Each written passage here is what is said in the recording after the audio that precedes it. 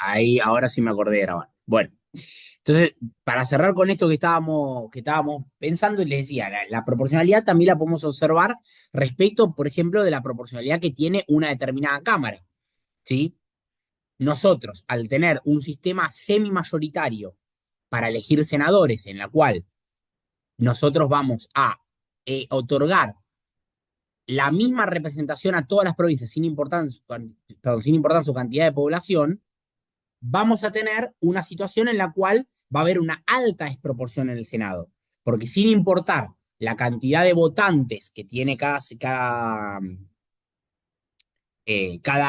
digamos, cada distrito, cada provincia, vamos a tener la misma representación. Entonces, eso nos va a generar una desproporcionalidad, que vamos a encontrar mucho más reducida en la Cámara de Diputados, donde tenemos un sistema de representación proporcional que distribuye digamos, los escaños entre los partidos de una forma justamente más parecida al el resultado electoral, ¿sí? Que es justamente el factor que tiene, entre comillas, de positivo en la representación proporcional, en términos de la mayor representatividad, ¿sí? Entonces, Facundo, sí, consulta. dale. En el Senado también se mide la proporcionalidad, porque en el Vos Senado no la proporcionalidad la podés representa. medir donde vos quieras. O sea, vos podés Pero medir eso, si el Senado ah, es de proporcionado o el diputado es de proporcionado. Eso lo podés pero, medir. en los escaños del Senado es netamente fijo para cada provincia. ¿Por qué lo Bueno, por medimos eso, justamente por proporcional? esa razón es que hay una desproporción. Porque, a ver, la provincia de Buenos Aires, o la ciudad de Buenos Aires, o Santa Fe o Eh, Córdoba, son las provincias con más población. pero no Tienen representa la población. un número de población muy elevado, pero tienen tres senadores. Y Claro, pero no, Tierra no del Fuego representan, o Santa Cruz, ¿representan a la población o no representan a la provincia? pero no, acá no estamos hablando de. No, teóricamente en el Senado representan a las provincias. Ahora bien, Claro, eso es otra discusión que tiene que ver con el tipo de representación que la Constitución asigna. Que igual esa es una discusión más ah, bien jurídica y no tanto politológica. Pero yéndonos de eso, en términos de la proporcionalidad, el Senado va a ser más desproporcionado por esta situación. Independientemente de la cantidad de población, vamos a tener la misma representación. En claro. cambio, Yo en mirándolo, diputados no va a ser así. claro, yo Si, mirándolo desde el punto de vista que al Senado creo que conviene más, desde el punto de vista político, conviene más de los partidos. Yo creo que ahí ¿En qué juegan, sentido lo decís? y en el Senado juegan los partidos. Ellos, ahí miden fuerza, qué fuerza puede poner cada partido en cuanto a ganan las elecciones en cada provincia.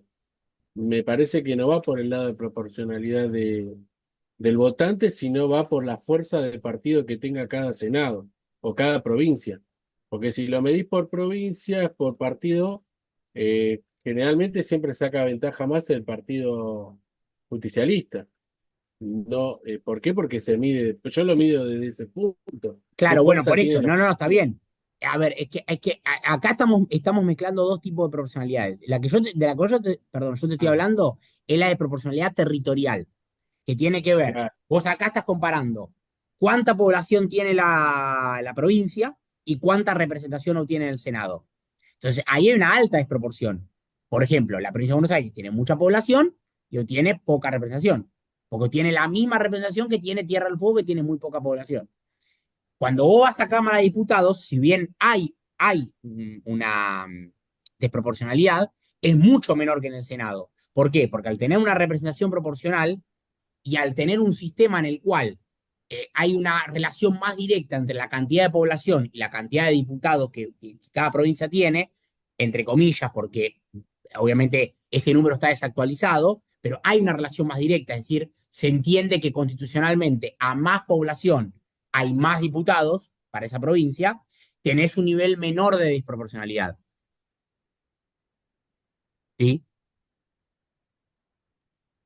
sí, sí, Por ejemplo, en términos partidarios, la desproporcionalidad vos la podés observar de la siguiente manera. Por ejemplo, si vos en una cámara, poner el nombre que quieras, diputados, senadores o cámara única, vos tenés una legislación que te dice que, por ejemplo, el que gana la elección, independientemente de por cuántos votos los gane, se queda con un 51% de los diputados. ¿sí? Se queda con una mayoría automática de diputados. Eso es Sí. te indica una alta desproporcionalidad en términos partidarios. ¿Por qué? Porque por ahí ese partido sacó el 30% de los votos, que le alcanzó para salir primero, pero se queda con el 51% de los escaños. Tendría que, si la proporcionalidad fuera exacta, directa, se tendría que quedar con el 30% de los diputados, no con el 51%. ¿Sí? Entonces, ahí nos sirve observar en ese caso cómo juega el sistema electoral. Los sistemas electorales mayoritarios van a tender a una mayor desproporcionalidad que los sistemas de representación proporcional. ¿Sí? Pero porque esa es su característica. Esa es su característica central. No es que es un error o una falla del sistema, sino que es justamente la característica del sistema mayoritario es achicar la representación. ¿Sí? No sé si se entiende la comparativa que hice recién. Bueno, entonces, Algo, sí, algo entendí. preguntá si, no, si te quedó algo que no te quedó claro, ¿eh? No hay No, problema. no, no. Trato de entender con el tema del Senado, pero la diputada me quedó claro. Pero el Senado es como que quedaría como algo así como más orientado a Inglaterra porque tienen, para mí, votos fijos. Les sirve más a los partidos con trayectoria tradicionales que, porque supongamos que un partido que entra ahora y tendría la misma proporcionalidad que de diputados, sacaría mucho más votos en Senado.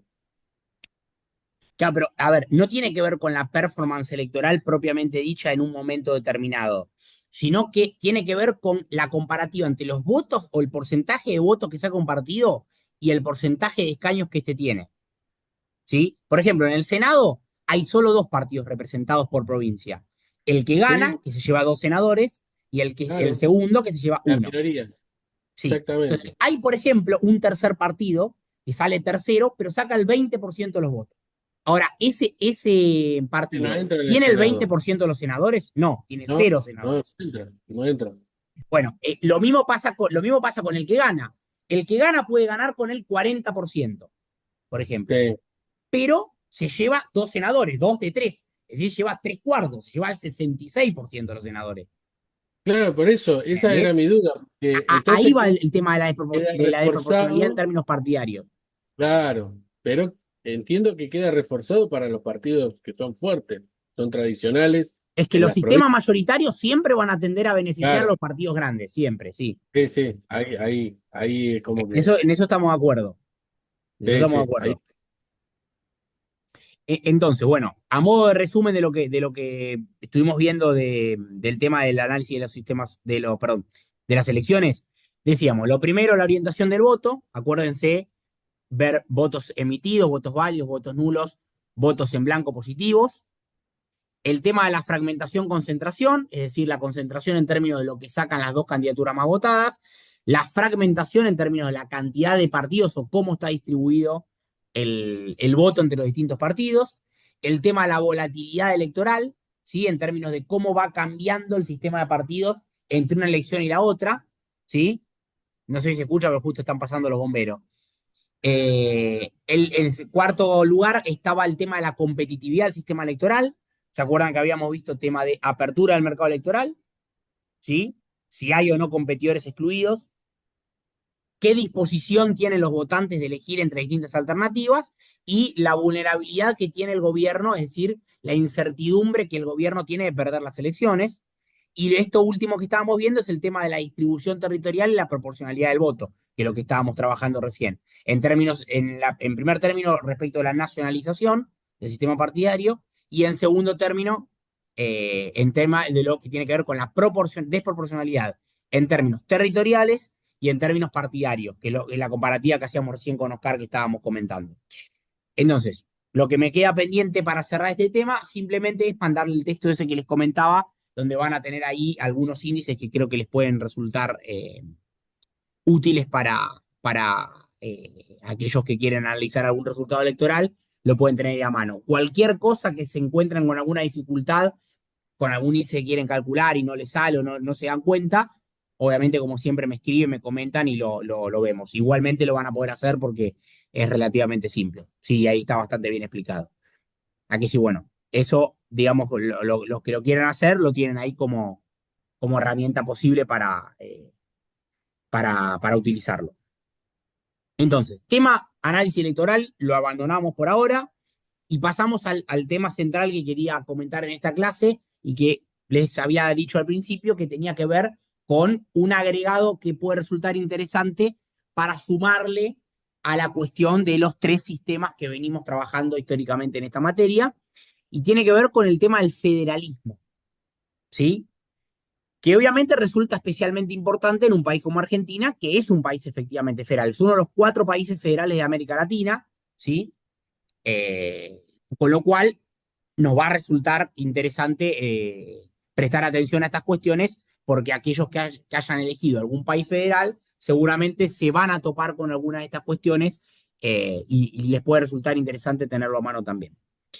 Cuando nosotros hablamos en términos generales de federalismo, ¿qué se les ocurre o qué les parece a ustedes que ocurre con el poder en un federalismo? ¿O qué implica el manejo del poder en un federalismo? ¿Qué les parece?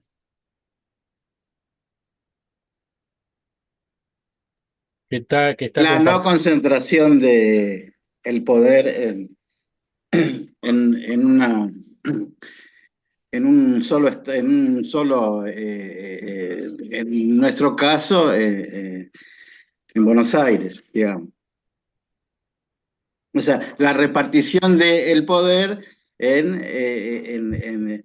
entre todas las provincias. O sea, que cada provincia tenga voz y voto y no sea Se cortó todo ahí, Edgardo. provincial. Sí. Repetí lo último que se cortó. Que no sea dependiente de la centralidad o de la mayor fortaleza de uno de los estados, digamos, como sucede o como sucedió históricamente en nuestro país, que Buenos Aires, por su posición de poder, fue la que tomó las mayores decisiones sobre el resto del país. Bien, bueno, Edgardo dijo algo muy importante. Poder Sí, económico, poder político, bueno.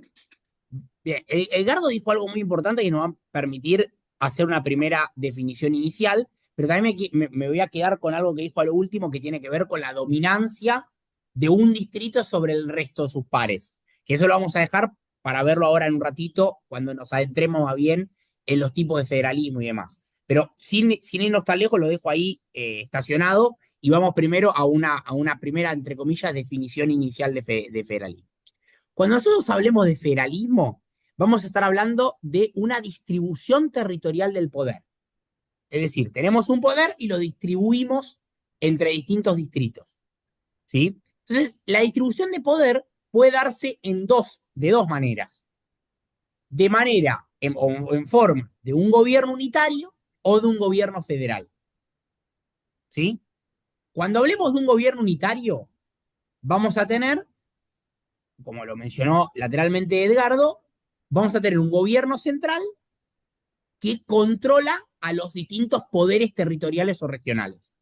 ¿Sí? Hay, como decía él, una relación de dependencia entre los gobiernos locales hacia el gobierno central. ¿Sí? Por lo tanto, la capacidad de decisión que estos gobiernos locales van a tener al interior de sus propios distritos va a ser bastante limitada cuando estemos hablando de un gobierno unitario. ¿Sí? Podríamos decir que estos gobiernos locales son más bien, más que gobernantes, son meramente ejecutores de las decisiones del gobierno central. Por eso hablamos de esa relación de dependencia de los gobiernos regionales o locales respecto al gobierno central. Ahora, cuando hablamos de gobiernos federales, es, Consulta, sí, sí, eh, Facundo, puede ser, por lo bajo digo, ¿no? Puede ser las gobernaciones con la intendencia que se tienta más al unitarismo que las provincias al Estado Nacional en Argentina. no me quiero adelantar, pero te adelanto una respuesta, digamos. Argentina es un federalismo, es un gobierno federal, pero tiene una tendencia a la centralización. Vamos a ver que ahora hay una diferencia entre distinguir gobierno unitario de gobierno federal y distinguir de centralización y concentración. Son dos cosas distintas. Argentina es un federalismo centralizado, ¿sí? Ahora lo vamos a, a observar, o qué significa esto que dejamos, digamos, Gracias. como definido. Pero sí tiene sentido lo que planteas, Oscar. Sí, sí, sí. En términos no solo de la nación hacia provincia, sino de la provincia hacia sus municipios, es cierto. Entonces, decíamos, en los gobiernos unitarios tenemos unas provincias o unos gobiernos locales que son meros ejecutores de las decisiones del gobierno central. En cambio, en los gobiernos federales vamos a tener lo que podríamos definir como una soberanía compartida, ¿sí? Vamos a tener una delegación de facultades desde el gobierno central hacia los gobiernos locales. ¿Qué nos va a implicar esta soberanía compartida del poder? Nos va a implicar que, por ejemplo, en cada uno de los distritos, como pasa en Argentina, nos vamos a encontrar con una replicación de los poderes ejecutivos, legislativos y judiciales que también tenemos a nivel nacional. Fíjense lo que ocurre con las provincias. Así nosotros tenemos un poder ejecutivo ocupado por el presidente, un poder legislativo ocupado por el Congreso y un poder judicial a nivel nacional. También cada provincia tiene su propio poder ejecutivo, ocupado por los gobernadores, su propio poder legislativo y su propio poder judicial. ¿Sí? Eso implica una soberanía compartida, es decir, hay una instauración de ámbitos de competencia en el cual a la nación le toca actuar sobre determinados temas y a las provincias sobre otros determinados temas. ¿Sí? Esto implica soberanía compartida, implica que cada uno de estos gobiernos, el central y los gobiernos provinciales o gobiernos locales, pueden ejercer el poder o pueden ejercer su soberanía dentro de sus determinados territorios o dentro de determinadas jurisdicciones, para ser más preciso. ¿Sí? Entonces, la primera distinción es entre gobierno unitario y gobierno federal, que es una distinción en términos de la forma en que distribuimos territorialmente el poder, que es lo que decíamos al principio. Ahora, dejando de lado el tema del unitarismo y metiéndonos, sí, de lleno al federalismo, que es lo que a nosotros nos interesa ver, producto de que Argentina es un país, como decíamos antes, que podemos definir como federal. Nos van a permitir entender que estamos frente a un federalismo. Es decir, cuando nosotros observamos un país, ¿cómo determinamos que es federal? ¿Sí? ¿Qué características tenemos que observar para poder hacer esa determinación? Bueno, lo primero que nos vamos a tener que observar como característica principal y excluyente, es decir, una característica que sí o sí tiene que estar para que estemos hablando de un federalismo, es lo que decíamos antes. Tiene que haber una división constitucional del poder entre un gobierno central y una serie de gobiernos locales. Si esta característica no está, es decir, si no hay una división constitucional del poder entre un gobierno central y una serie de gobiernos locales, no podemos estar hablando de un federalismo. ¿Sí? Si esto no está, estamos hablando seguramente de un unitarismo. Entonces, lo que decíamos antes, vamos a establecer constitucionalmente una serie de competencias para cada una de las jurisdicciones. Por ejemplo, en el caso argentino, la mayoría de los federalismos, al gobierno central le vamos asignar, digamos, constitucionalmente, una serie de competencias que tiene que ver con la resolución de temas que podríamos definir de alguna manera como nacionales, que tienen que ver con la defensa exterior, con el comercio exterior, con las relaciones internacionales, ¿sí? El establecimiento y el manejo de la moneda, el crédito internacional, ¿sí? Por ejemplo, en Argentina, las provincias, para poder sacar un crédito, tienen que tener la aprobación del gobierno nacional, si no me equivoco, del Congreso, ¿sí? Entonces, eso le da una jurisdicción exclusiva sobre esos puntos al gobierno central. Ahora, ¿qué queda en términos de su competencia para los gobiernos locales? Efectivamente, los gobiernos locales van a tener que ocuparse de definir cuestiones que tienen que ver con el propio desarrollo económico de sus territorios provinciales. Por ejemplo, Si bien en Argentina esto es discutible, por ejemplo, el desarrollo de obra pública.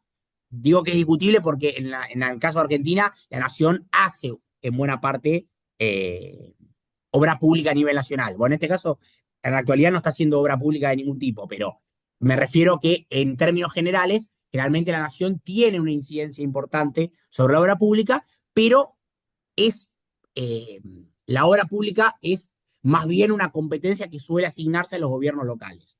Por ejemplo, también puede ser el manejo de la educación, ¿sí? El manejo del comercio local, ¿sí? Esas pueden ser áreas de competencia que nosotros, en esa división constitucional del poder, le podemos asignar a los gobiernos locales, ¿sí? Ahora, si bien esta división tiene que ser clara, evidentemente, por el propio accionar político, va a ser muy importante observar qué tipo de relaciones intergubernamentales hay entre el gobierno central y los gobiernos locales, ¿sí? Producto de que por una cuestión lógica va a haber jurisdicciones comunes o jurisdicciones compartidas, ¿sí? Es imposible pensar que cada una de estas jurisdicciones, el gobierno central y los gobiernos locales, se ocupan de sus cosas sin tener contacto entre sí. Entonces, el punto central del federalismo van a ser estas relaciones intergubernamentales, ¿sí? Lo que decíamos antes, la obra pública.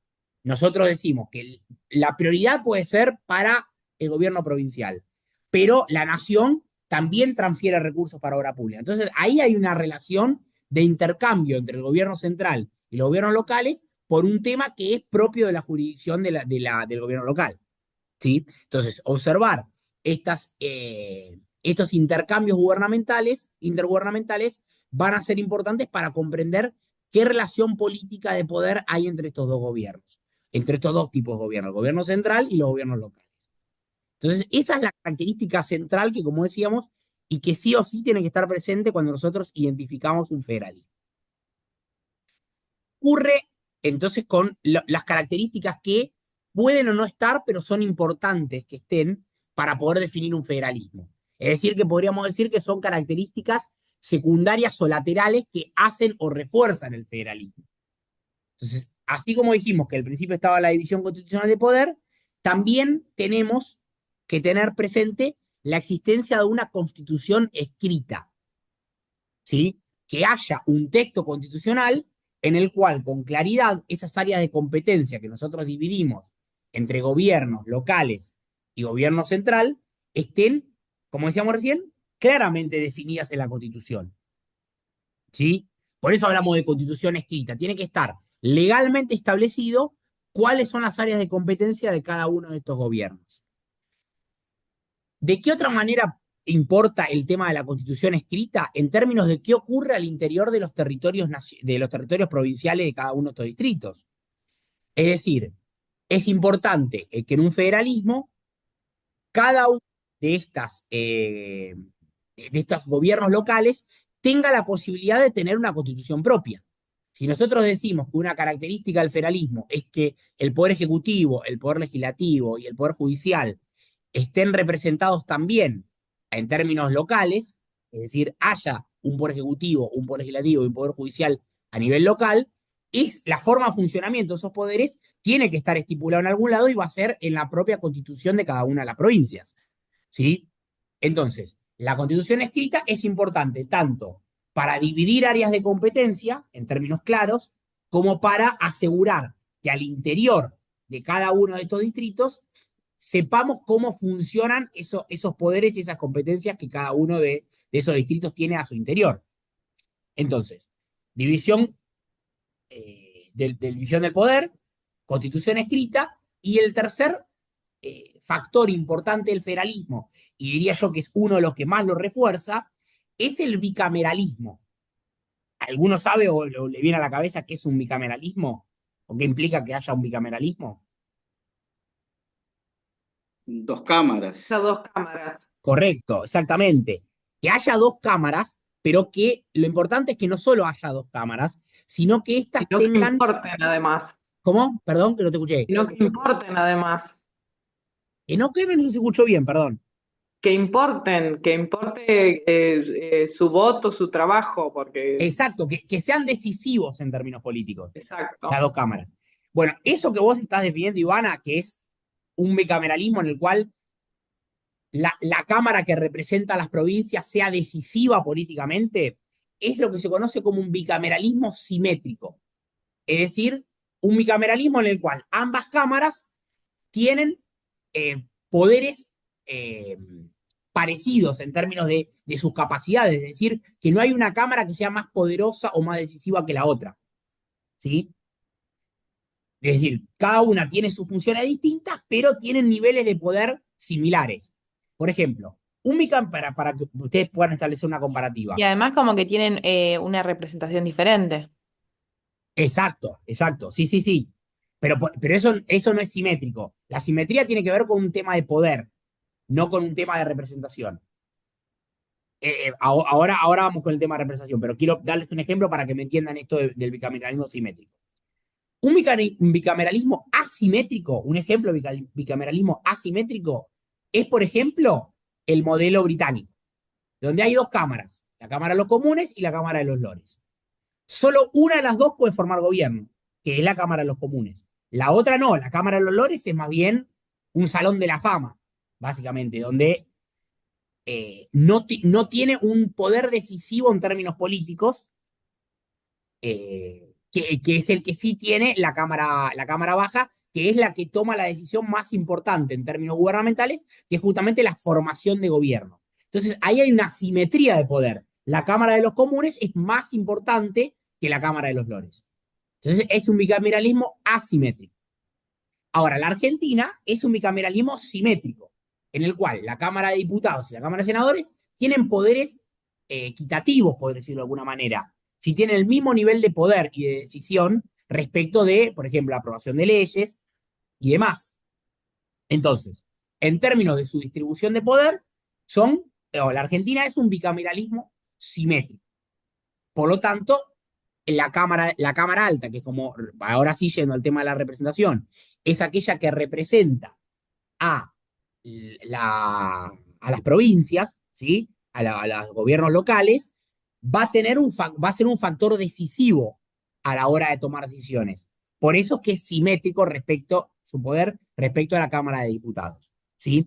Y va a funcionar justamente la Cámara Alta o el Senado como un ámbito de cooperación para que en su interior pueda haber un mecanismo de negociación entre, entre el gobierno central y los gobiernos locales que tienen su representación establecida en esa cámara alta. Entonces, para pasar el limpio, para que el Senado o la Cámara Alta sea un actor político decisivo, digamos, tienen que cumplirse una serie de condiciones, que tiene que ver, por un lado, como decíamos antes, tener poderes legislativos significativos, es decir, que sus decisiones sean determinantes en términos de la aprobación o no aprobación de una ley, y por otra parte, tener, por ejemplo, algo que puede reforzar esta decisión del Senado, que puede ocurrir o no ocurrir, es tener una mayoría política diferente a la Cámara Baja.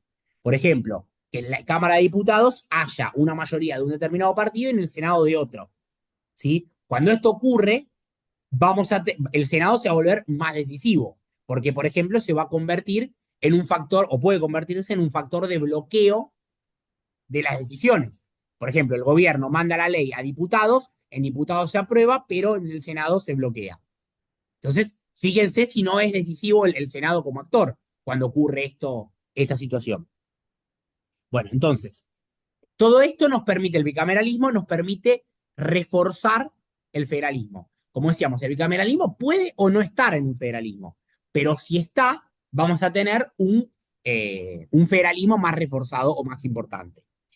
Entonces, decíamos para ir pasando el limpio, una división territorial del poder, una constitución escrita, un bicameralismo y algo que recién veníamos comentando en la primera parte de la clase, que tiene que ver con una representación política desproporcionada, que es lo que tenemos justamente en el Senado argentino, que es lo que comentábamos sobre el final de la primera parte con Oscar, que tiene que ver con, a pesar de que cada provincia tenga niveles de población distintos entre sí, todas van a tener una misma representación equitativa, ¿sí? Entonces, eso va a permitir que todas las provincias en el Senado tengan la misma capacidad de ejercer su poder en términos de las decisiones de gobierno, ¿sí? Si nosotros no tendríamos o tendríamos una representación más bien proporcionada, provincias más grandes como Buenos Aires, la Ciudad de Buenos Aires, Santa Fe, Córdoba y demás, tendrían un mayor poder de decisión en el Senado que el resto de las provincias. Esto no ocurre producto de que la representación es equitativa y por lo tanto es desproporcionada respecto de la cantidad de población. Que como decía, es lo que decíamos antes cuando analizábamos el tema de los digamos, de la proporcionalidad y el tema de la distribución territorial del voto. Entonces, sumado a esto, vamos a tener, que es algo que sí comentábamos al principio, que es la existencia de un gobierno descentralizado. Es decir, que las decisiones de gobierno no se toman solo a nivel central, sino que hay buena parte de las decisiones de gobierno que se les traslada a los gobiernos locales, ¿sí? Entonces, esta descentralización va a ser un factor importante para que haya un federalismo, pero como decíamos antes, que lo mencionamos, ¿se acuerdan que lo dejamos entrever? En el caso argentino, hay federalismos que pueden ser más bien centralizados. Con lo cual, ¿esto qué nos indica? Que la descentralización nos va a llevar hacia un mayor federalismo, pero puede no existir esta descentralización. Puede haber federalismos que tengan muchas de sus decisiones centralizadas. Entonces, eso es importante comprenderlo. Porque, por Profe, ejemplo, ocurre, como decíamos antes, en el caso argentino. Entonces, Entonces, en el sí, caso argentino tenemos un federalismo centralizado. sí. Exacto, así. Ahora igual nos vamos a meter de lleno en el caso argentino, que es aquí lo que ahora lo Ah, vemos. buenísimo. Ahora lo vemos. Ahí sí. profe, El caso argentino es el cierre del tema, digamos. No sé Porque a quién mí me preguntó ahí. quedaron algunas A vos. preguntas para yo, hacer. Edgardo, Edgardo, dale, sí. consulto. Siendo los estados provinciales, eh, que son los estados que fueron antecesores a la República, Sí, son persistentes, correcto. persistentes a la República, no es correcto que no se mire el carácter de proporcionalidad de habitantes. Es decir, que siendo estos persistentes a la nación, tienen un poder de constitución de la nación. Por tanto, cada estado tiene su valor de representación. Por eso, no se tendría que aplicar nunca la proporcionalidad. Por más que Buenos Aires tenga el 50% de población o Ushuaia un 5%, o Santa Fe un 5%, o un Córdoba un 10%. ¿Por qué? No, Porque son no, es estados, que de hecho no se aplica la son, proporcionalidad. son estados preexistentes, o sea, tienen el valor de cada estado. Por eso pienso que la proporcionalidad no se tendría que aplicar nunca. Es que de hecho en el Senado no se aplica. No, ya sé que no se aplica. Por eso mi pregunta era esa, que es darle proporcionalidad a ciertas cuestiones constitucionales, ya dejaría de ser un Estado federal. Claro, por eso decíamos que la desproporcionalidad es una característica que favorece el federalismo. Exactamente. Estás en lo correcto lo que planteás. Exacto. O sea, digamos, la desproporcionalidad es algo que beneficia al federalismo. Que haya un federalismo, digamos. ¿Sí? O sea, que vos tengas una cámara en la cual, sin importar la cantidad de población, todas tengan la misma representación, eso hace que, digamos, haya más federalismo en un determinado país. Sí. Otra pregunta, que exista como existen en otras provincias legislaturas unicamerales. ¿Es contradictorio con con la Constitución federal? A ver, no es que es contradictorio, porque nosotros, ¿de qué decíamos? Primero que el federalismo lo estamos analizando siempre a nivel nacional. No lo podemos analizar a nivel estadual, ¿sí? O sea, a nivel provincial. Entonces, a nivel nacional, nosotros establecíamos que una de las características que puede tener un federalismo es el tema de la constitución escrita. Entonces, ¿eso qué implica? Que si bien hay una constitución nacional, vos le tenés que permitir a las provincias que cada una de ellas establezca una organización interna propia en su propia constitución nacional, en su propia constitución provincial, perdón. ¿Sí? Donde se establece cómo funciona su poder ejecutivo, su poder legislativo y su poder judicial. Dentro de esa forma en que eligen que funcione su poder legislativo, pueden elegir que haya una sola cámara en lugar de dos. ¿Sí? Generalmente suele ocurrir que los estados o las provincias replican lo que ocurre a nivel nacional, pero puede no ocurrir. Pueden ocurrir. No necesariamente si a nivel nacional hay un bicameralismo, a nivel provincial tiene que haber un bicameralismo. Claro, por eso yo entiendo que estados bicamerales o unicamerales no hacen a la significancia del federalismo, porque como dice usted, es como institucionalmente cada provincia ejerce su sistema político de representación. Su organización interna, sí.